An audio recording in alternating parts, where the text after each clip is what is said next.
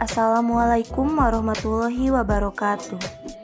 Kami, kelompok 3 Asas-Asas Manajemen, kelas E, Administrasi Publik 2020, akan memaparkan materi mengenai pengkomunikasian dalam manajemen dalam rangka pemenuhan tugas asas-asas manajemen.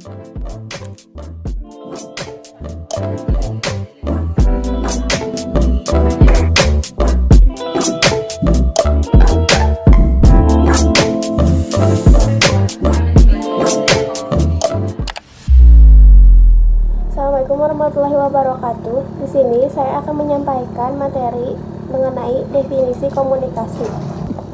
Definisi komunikasi. Secara etimologis, kata komunikasi berasal dari bahasa Latin yaitu communicare yang artinya menyampaikan. Komunikasi merupakan proses yang menghubungkan berbagai komponen-komponen dari organisasi secara bersama, baik secara vertikal maupun horizontal dan diagonal. Inti dari komunikasi ialah pertukaran penyampaian dan penerimaan informasi antara pengirim dan penerima, baik orang atau tempat, sehingga ada saling pengertian karena memiliki makna yang sama tentang pesan yang dikirim dan diterima. Komunikasi berlangsung di dalam dan di antara unit-unit organisasi, sehingga organisasi menjadi dinamis. Selanjutnya ada definisi komunikasi menurut para ahli. Yang pertama dari Gode. Menurut Gode, komunikasi adalah suatu proses yang membuat sesuatu dari semula yang dimiliki oleh seseorang atau monopoli seseorang menjadi dimiliki dua orang atau lebih. Yang kedua dari Brandlin. Menurut Brandlin, komunikasi timbul didorong oleh kebutuhan-kebutuhan untuk mengurangi rasa ketidakpastian, bertindak secara efektif, mempertahankan atau memperkuat ego. Yang ketiga, menurut Jennings dan Kelly. Menurutnya, komunikasi merupakan suatu proses di mana seseorang atau komunikator menyampaikan stimulus atau biasanya dalam bentuk kata-kata dengan tujuan mengubah atau membentuk perilaku orang lainnya atau khalayak. Yang keempat dari Bergson dan Steiner. Menurutnya, komunikasi adalah suatu proses penyampaian informasi, gagasan, emosi, keahlian, dan lain-lain melalui penggunaan simbol-simbol seperti kata-kata, gambar-gambar, angka-angka, dan lain-lain. Selanjutnya ada komunikasi antar pribadi atau interpersonal communication, yaitu proses saling bertukar informasi serta pemindahan pengertian antara dua individu atau lebih di dalam suatu kelompok kecil manusia. Selanjutnya ada komunikasi dalam organisasi atau organization communication, yaitu proses di mana pembicara memberikan informasi secara sistematis dan memindahkan pengertian kepada orang-orang di dalam organisasi dan juga kepada orang-orang dan lembaga-lembaga di luar organisasi, namun masih terkait dengan organisasi tersebut. Kemudian yang selanjutnya mengenai pentingnya komunikasi, masih dalam bagian dari pengkomunikasian. Komunikasi yang efektif penting bagi manajer dalam organisasi untuk menjalankan fungsi dasar manajemen seperti perencanaan, pengorganisasian, memimpin, dan mengontrol. Pentingnya komunikasi dalam suatu organisasi dapat diringkas sebagai berikut. Yang pertama, komunikasi meningkatkan motivasi. Yang kedua, komunikasi adalah sumber informasi. Yang ketiga, komunikasi juga memainkan peran penting dalam mengubah sikap individu. Yang keempat, komunikasi juga membantu dalam bersosialisasi. Dan yang terakhir, yang kelima, komunikasi juga membantu dalam proses pengendalian. Sistem komunikasi yang efektif dan efisien membutuhkan kemampuan manajerial dalam menyampaikan dan menerima pesan. Dengan demikian, tanggung jawab utama seorang manajer adalah mengembangkan dan memelihara sistem komunikasi yang efektif dalam sebuah organisasi. Lalu memasuki proses komunikasi. Proses komunikasi pada hakikatnya melalui dua tahap, yakni tahap transmisi dan juga tahap feedback. Pada awalnya, komunikasi diawali oleh inisiatif dari pengirim atau sender. Lalu memasuki tahap encoding. Tahap encoding sendiri adalah proses di mana pengirim pesan memilih ide atau bahasan yang akan disampaikan kepada penerima pesan. Contohnya adalah ketika para pengirim memilih kata atau bahasan untuk disampaikan kepada penerima pesan atau ketika dia memilih kata saat dia akan menulis surat. Yang kedua adalah hasil dari encoding tadi mari kita sebut sebagai pesan ataupun message ataupun media. Nah, media atau pesan tadi memasuki proses decoding. Proses decoding ini adalah proses di mana sang penerima pesan menerjemahkan maksud pesan tersebut. Ini akan menandakan apakah pesan yang disampaikan oleh pengirim akan tersampaikan dengan baik atau tidak pada sang penerima pesan. Lalu memasuki tahapan terakhir, yakni adalah tahapan feedback atau pemberian respon.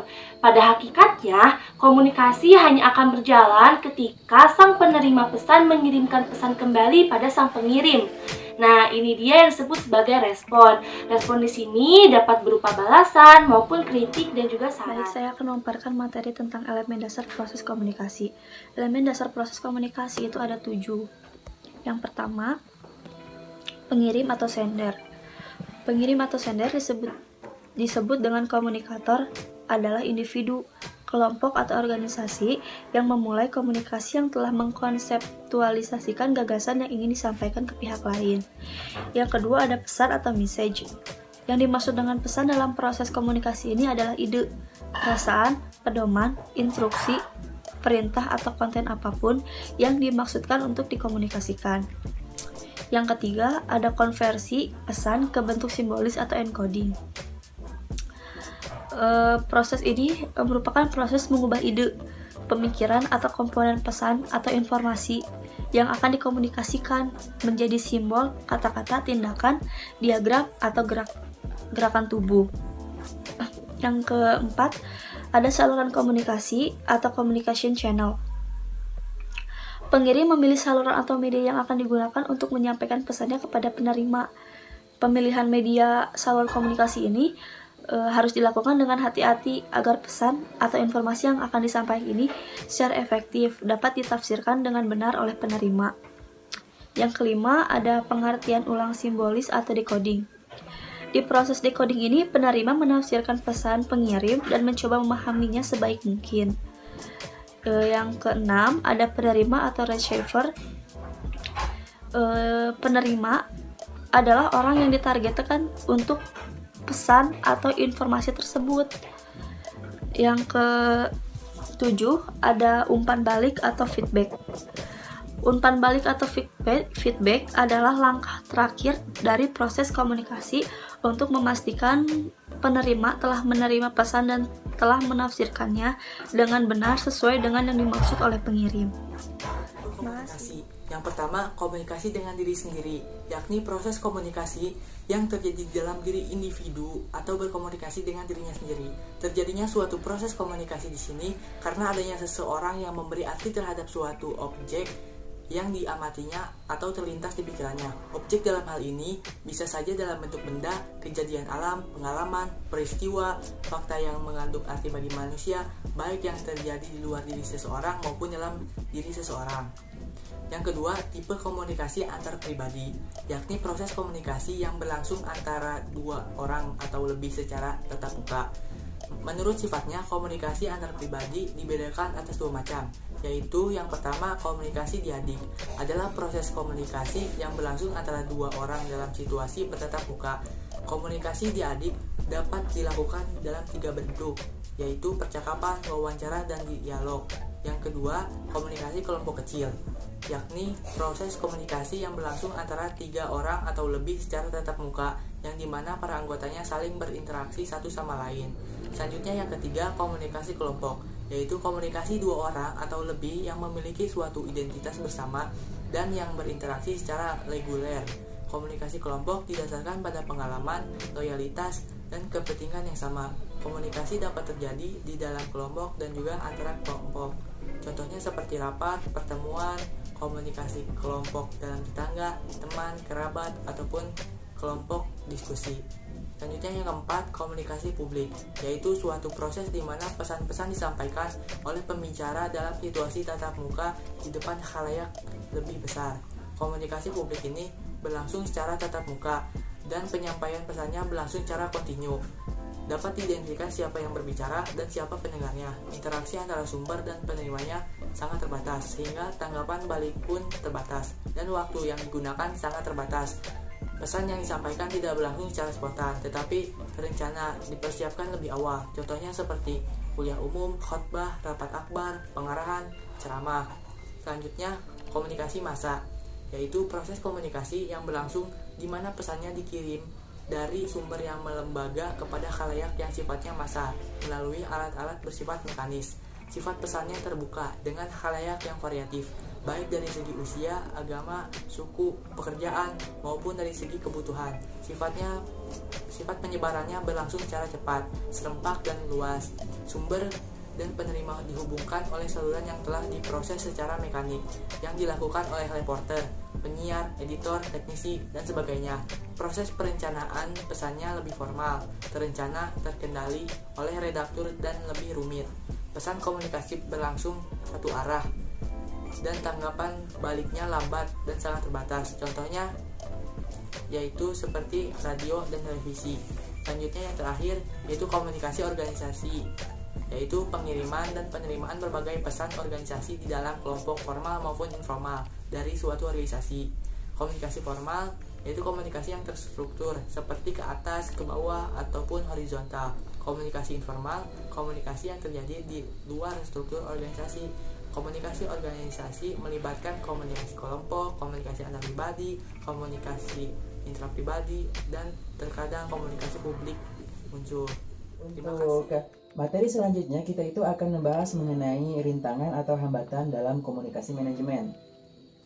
Nah, apa yang disebut dengan hambatan? Hambatan itu adalah segala sesuatu yang menghalangi atau mengganggu tercapainya komunikasi yang efektif. Nah, hambatan komunikasi itu dapat mempersulit dalam mengirim pesan yang jelas dan juga mempersulit pemahaman terhadap pesan yang dikirimkan, serta mempersulit dalam memberikan umpan balik yang sesuai. Adapun untuk hambatan-hambatan tersebut itu dapat dibedakan menjadi hambatan manusiawi, hambatan ekologis, hambatan teknis, hambatan semantik, dan yang terakhir adalah hambatan sosio-antropsikologi. Untuk hambatan komunikasi pada organisasi itu juga memiliki pola dan jenis yang sama seperti pada hambatan komunikasi yang lainnya. Berikut ini kita akan breakdown satu persatu. Oke, pertama itu ada hambatan semantik, teman-teman. Untuk hambatan semantik adalah hambatan yang terjadi karena proses penyampaian ide atau pengertian itu tidak efektif. Nah, semantik itu sendiri itu artinya mempelajari tentang pengertian yang dijabarkan atau diungkapkan dalam bentuk bahasa. Kata-kata yang digunakan dalam komunikasi akan membantu proses pertukaran makna dan pengertian dari pembicara kepada audien itu sendiri. Dalam praktiknya itu sering sekali dalam proses penafsiran terjadi kekeliruan. Nah, hal itu biasanya dikarenakan ketidakhadiran hubungan antara simbol atau kata dengan apa yang disimbolkan atau pengertian ide yang ingin disampaikan. Lanjut ke nomor 2, yaitu ada hambatan manusiawi. Untuk hambatan ini itu terjadi karena faktor-faktor manusia atau pelaku komunikasi organisasi. Nah, faktor-faktor yang menyebabkan seperti emosi, prasangka pribadi, kemampuan dan ketidakmampuan alat-alat panca indera seseorang, kemudian juga ada persepsi, kecakapan atau ketidakcakapan, dan sebagainya. Lanjut kita ke ada nomor 3, yaitu ada hambatan ekologis. Nah, untuk hambatan ekologis itu faktor lingkungan yang sangat berpengaruh pada kelancaran proses komunikasi organisasi. Ada banyak kasus proses komunikasi yang terhambat akibat gangguan dari lingkungan tempat komunikasi berlangsung. Sebagai contoh, misalnya itu lingkungan yang kita adakan itu lingkungan yang ramai atau terlalu bising. Adapun seorang komunikator yang handal itu akan memperhatikan hambatan ekologis ini untuk memperlancar komunikasi organisasi. Lanjut ke nomor 4, ada hambatan teknis. Hambatan teknis adalah jenis hambatan yang biasa terjadi karena ada media atau platform yang digunakan dalam berkomunikasi. Nah, gangguan ini terjadi pada media komunikasi ini nih. Seperti misalnya ada gangguan pada radio, kemudian ada gangguan pada jaringan telepon, kemudian ada juga gangguan pada alat komunikasi lainnya yang mengganggu proses komunikasi dan mengurangi keefektifan komunikasi ini. Untuk yang terakhir ada hambatan sosio-antropsikologis. Nah, hambatan ini terjadi pada sisi komunikan atau audiens atau penerima informasi. Artinya, pembicara atau komunikator harus benar-benar paham dengan situasi dan kondisi saat komunikasi berlangsung. Karena situasi sangat berpengaruh terhadap proses komunikasi yang berefek pada keefektifan komunikasi organisasi. Nah, hambatan yang terjadi karena faktor situasional, misalnya terjadi komunikasi organisasi antara manajer dan dengan bawahannya. Nah, si bawahannya itu sedang mengalami musibah. Dalam proses komunikasi, pembicara harus mengerti situasi psikologis dari komunikan atau audiens, sehingga proses komunikasi dapat berjalan sesuai dengan apa yang diinginkan. Saya akan memaparkan materi mengenai upaya mengatasi hambatan komunikasi. Yang pertama, gunakan umpan balik atau feedback. Feedback sendiri itu artinya tanggapan. Tanggapan yang akan diberikan oleh si penerima pesan kepada si pemberi pesan yang sedang memberikan pesannya. Nah, feedback yang ditimbulkan dari proses komunikasi tersebut dapat memberikan gambaran kepada si komunikator tentang hasil komunikasi yang sedang dilakukannya. Feedback juga merupakan satu-satunya elemen yang dapat menjudge apakah komunikasi yang kita lakukan itu berhasil atau gagal. Nah, respon yang bisa kita berikan itu bisa respon positif maupun respon negatif. Yang kedua, pahami perbedaan individu. Mengapa kita harus memahami perbedaan individu? Kita harus memahami lawan bicara kita, karena individu itu merupakan pribadi yang khas yang berbeda dari latar belakang yang berbeda dari segi ekonomi, sosial, budaya, pendidikan, psikologis, dan lain-lain. Nah, dengan kita memahami lawan bicara kita itu bisa menentukan dan menggunakan taktik yang tepat dalam berkomunikasi. Yang ketiga, face to face atau komunikasi langsung, tatap muka. Ada yang mengatakan bahwa komunikasi tatap muka merupakan cara personal dari komunikasi di mana kita dapat secara langsung menerima sinyal yang diberikan oleh si penerima pesan dan percakapan yang saling bertukar memberikan kesempatan pemahaman. Nah, face to face itu, komunikasi langsung itu tidak harus kita bertemu di suatu tempat yang sama dengan si lawan bicara, tapi kita juga bisa melakukannya dengan cara jarak jauh, di mana kita melakukannya dengan cara video call, Zoom, ataupun yang lainnya. Yang penting kita itu bisa melihat lawan bicara kita bisa melihat wajah lawan bicara kita, dan kita bisa menerima sinyal apa sih yang akan diberikan oleh si penerima pesan. Yang keempat, bahasa yang sederhana. Gunakanlah bahasa yang sederhana, karena kembali lagi kepada tips sebelumnya, di mana kita memahami lawan bicara kita. Nah, jika lawan bicara kita tidak terlalu mahir dalam menggunakan bahasa Inggris, kita sebagai pemberi pesan sebaiknya jangan terlalu sering menggunakan jargon-jargon bahasa Inggris, karena hal ini menyebabkan tidak terjadinya atau tidak lancarnya komunikasi. Nah, oleh karena itu, gunakanlah bahasa yang sekiranya dimengerti oleh kedua belah pihak. Yang kelima yaitu empati. Maksudnya, penyampaian pesan itu harus disesuaikan dengan keadaan si lawan bicara atau keadaan si komunikan. Kita sebagai komunikator berusaha melibatkan diri dengan apa yang sedang terjadi pada si komunikan. Nah, kita berusaha menyelami perasaan, perilaku, pikiran yang sedang dialami oleh komunikan. Tentu saja, komunikasi ini tidak mudah digunakan karena menyangkut orang lain. Yang keenam, melakukan pengulangan. Pengulangan itu dilakukan untuk menjamin bahwa pesan itu dapat diterima. Kegiatan pengulangan ini akan lebih efektif jika dilakukan secara verbal, sehingga si komunikan juga bisa langsung memberikan responnya.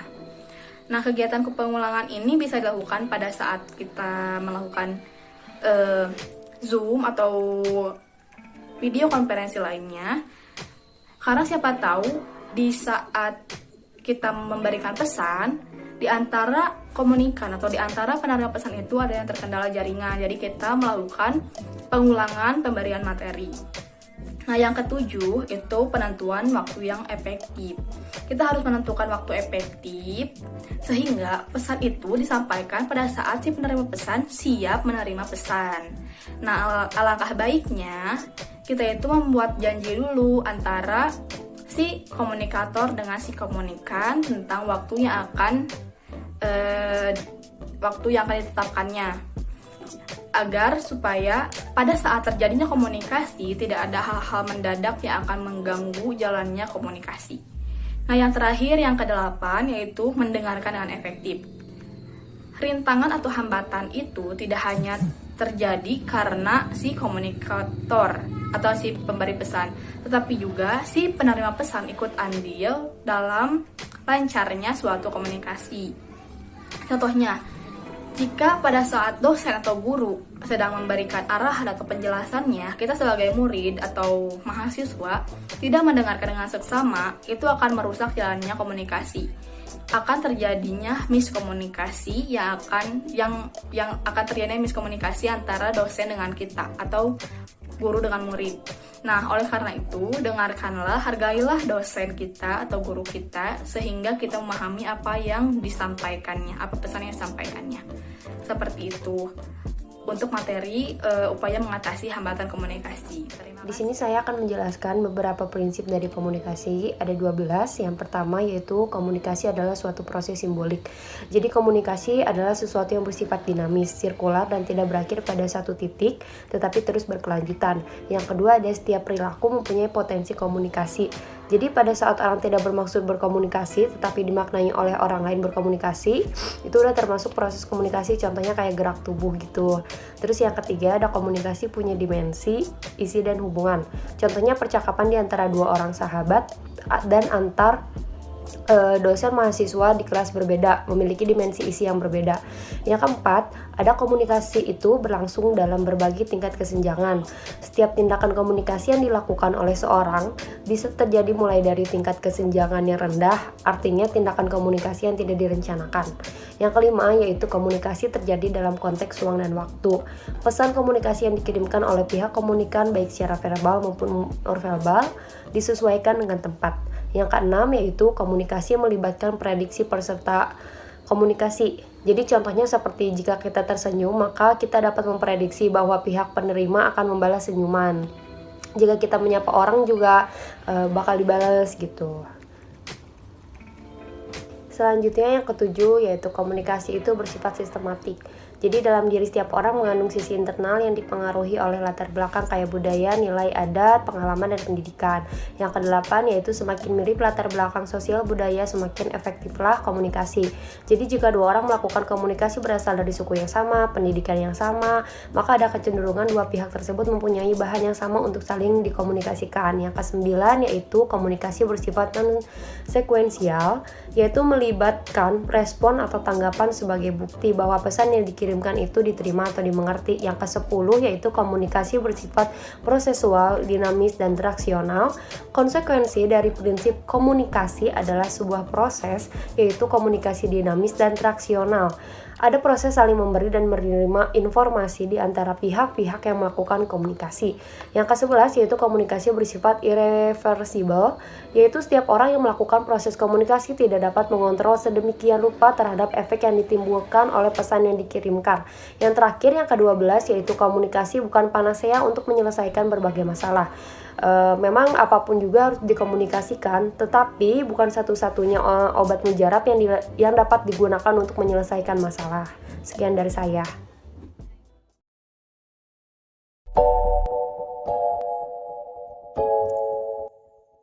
Berdasarkan penjelasan di atas, bisa kita tarik kesimpulan bahwa manajemen komunikasi adalah suatu proses timbal balik dalam menginformasikan suatu hal pada orang lain. Bentuk pengelolaan komunikasi ini adalah kunci utama keberhasilan dalam setiap jenis hubungan, baik itu hubungan persahabatan atau kerjasama. Tanpa adanya komunikasi yang baik, maka segala sesuatunya pasti akan menjadi lebih rumit. terlebih lagi dalam mencapai kesuksesan suatu organisasi. Manajer memiliki peranan penting dalam proses komunikasi. Salah satu upaya efektif dalam komunikasi adalah penggunaan feedback atau umpan balik. Komunikasi dua arah ini memungkinkan proses komunikasi berjalan lebih efektif. Para manajer dapat melakukan paling sedikit 2 hal untuk mendorong umpan balik dan menggunakannya secara efektif. Manajer juga dapat menciptakan lingkungan yang mendorong umpan balik dan mendapatkan umpan balik melalui kegiatan mereka sendiri.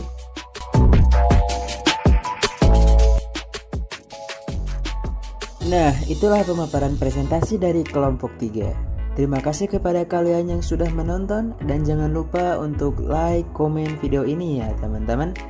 It's time to me for sign out. My name is Yanggi. Stay safe and until next time.